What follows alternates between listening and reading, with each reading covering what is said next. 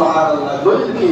আল্লাহ বলেন ওয়ামা তাসকুতু মিন ওয়ারাকাতিন ইল্লা ইয়ালামুহা ওয়ালা হাববাতিন ফি যুলুমাতিল আরদি ওয়ালা রাতবিন ওয়ালা ইয়াবিসিন ইল্লা ফি কিতাবিন মুবিন। সুবহানাল্লাহ।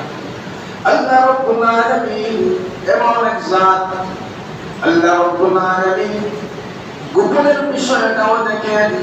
জঙ্গলের ভিতরে যে ক্ষুদ্র পাতাটা মাটির মধ্যে পড়ে সেটাও আল্লাহ দেখেন, এবং বীজ যে আমরা রোপণ করি মাটির নিচে, সেই রোপণটা কতটুকু গড়াচ্ছে সেটাও আল্লাহ রাব্বুল আলামিন দেখেন। বলেন সুবহানাল্লাহ।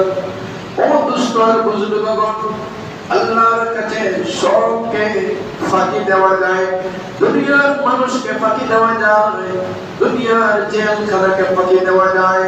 কেমন ভাবে ফাঁকি দেওয়া যায়? দুনিয়ার জেল থেকে বাঁচার জন্য বিভিন্ন তদবির করা যায়। বিভিন্ন তদবির করলে বাঁচা যায় ঠিক কিনা? মানুষ ধরলে, উকিল ধরলে বাঁচা যায় কিনা? ও বন্ধু, কিন্তু আল্লাহর আযাব থেকে বাঁচা সম্ভব হবে না, আল্লাহর হাত থেকে বাঁচা সম্ভব হবে না, আল্লাহর আযাব থেকে বাঁচা কারো সম্ভব হবে না। কারণ আল্লাহ বান্দাকে সুযোগ দিয়েছেন দুনিয়ার মধ্যে। সুযোগ দিয়েছেন কিনা? দুনিয়ার মধ্যে বান্দাকে সুযোগ দিয়েছেন। ও বান্দা, তুমি কি করো না করো সেটা আমি দেখতেছি। ও বন্ধুগণ, এজন্য আল্লাহ রাব্বুল আলামিনের হাত থেকে কেউ ছাড়া পাবে না, আল্লাহর পক্ষ থেকে কেউ ছাড়া পাবে না।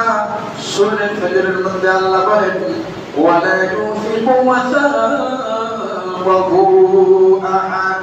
আল্লাহর পাকড়ার মতো কেউ পাকড়াও করতে পারবে না। আল্লাহ যেভাবে ধরবেন সেভাবে কেউ ধরতে পারবে না। আল্লাহর আযাব যেভাবে দিবেন সেভাবে কেউ আযাব দিতে পারবে না, কেউ শাস্তি দিতে পারবে না। আল্লাহ আয়াতে বলেন লা ইউআযিবু আযাবাহু আহাদ। আল্লাহ রাব্বুল আলামিন বলেন আল্লাহ আযাবের মধ্যে কেউ আযাব দিতে পারবে না। ও দুষ্টরা বুজুর্গরা, দুনিয়ার মধ্যে থাকাকালীন সময় কোনো মানুষ যদি কোনো অবাধ্য কাম করে, অর্থাৎ কাম করেছে মনে করে, তাহলে জল্লাদ অথবা পুলিশ তাকে হয়তো তার দরদ ঢোকার কারণে, তার মনের মধ্যে দরদ ঢোকার কারণে তাকে বাঁচাতে পারে, একটু কম শাস্তি দিতে পারে।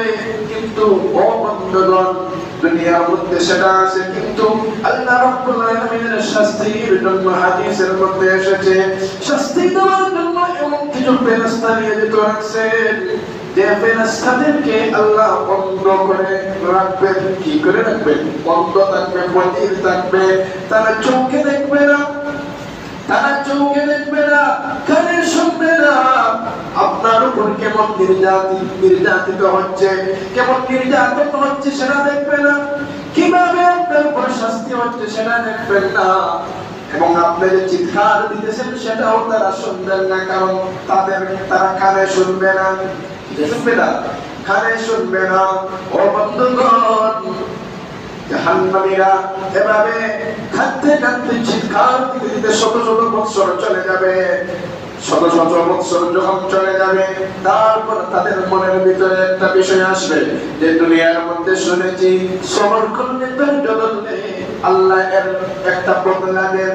এভাবে তারা আবার শত শত বৎসর ধৈর্য ধরবে, একবারে নীরব থাকবে, কিন্তু দেখবে তারপর তাদের কোনো লাভ হচ্ছে না, কোনো উপকার হচ্ছে না, কোনো উপকার হচ্ছে না। ও দুষ্টর বুজুর্গ, এজন্য আল্লাহ রাব্বুল আলামিনকে ভয় করতে হবে। আল্লাহর ভয় যদি কারো ভিতরে থাকে তাহলে মানুষ কোনোদিন কোনো গুনাহের কাজে লিপ্ত হতে পারবে না, কোনো অন্যায় কাজে সে লিপ্ত হতে পারবে না। ও বন্ধুগণ, দুনিয়ার আযাবের মতো আল্লাহর আযাব নাই। দুনিয়ার আযাবের মতো আল্লাহর আযাব, দুনিয়ার আযাবের মতো আল্লাহর আযাব নাই। সবাই কম কি কিভাবে তাকওয়া আসবে? এখন কিভাবে তাকওয়া আসবে?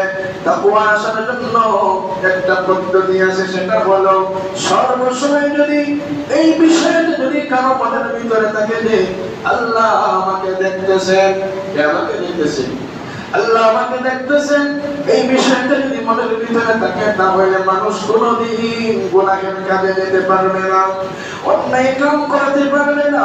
তার হাত ধরে যদি অন্যায় কাজ করে, তাহলে তার হাতে কাঁপবে, হাতে অন্যায় কাজ করবে না, কারো হকে ধরবে না, কারো কোনো জিনিসের মধ্যে ধরবে না, না বলিয়া তার চক্ষু দিয়ে অন্যায় করবে না, তার পা দিয়ে অন্যায় কাজের জন্য যাবে না।